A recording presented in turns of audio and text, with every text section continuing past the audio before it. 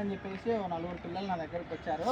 వీళ్ళకి మంచి రుచికరంగా కట్టెల పొయ్యి మీద చికెన్ వండి పెడతాను, మీరు చూడండి అని.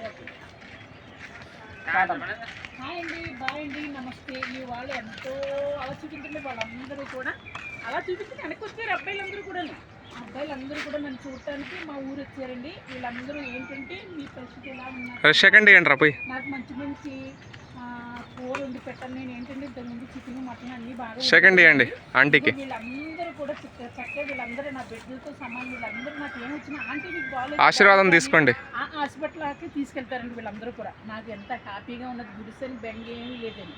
ఏడని దుస్తులు పొట్టి సీరలు అవన్నీ వదిలేని ఉన్నాయి. అన్నీ కూడా ఊళ్ళో నా ఎన్ని నాకు సంబంధం లేదు.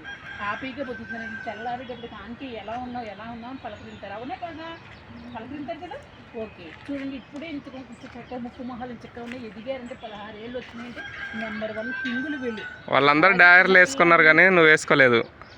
చూసారా, అందరూ నోరు ఉప్పితే నన్ను చూసేటప్పటికి అందరూ అలాగే. వాళ్ళ డైర్లు చూస్తే నీకు డైర్ గుర్తొచ్చింది నాకు.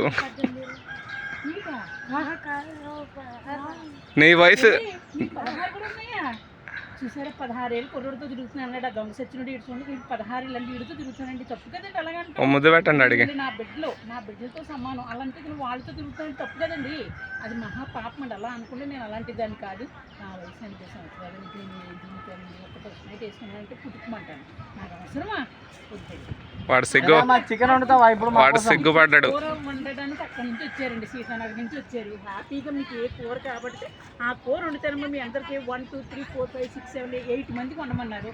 హ్యాపీ 2 కేజీలు తీసుకురండి కర్రీస్, నేను వండి పెడతాను. ఓకే.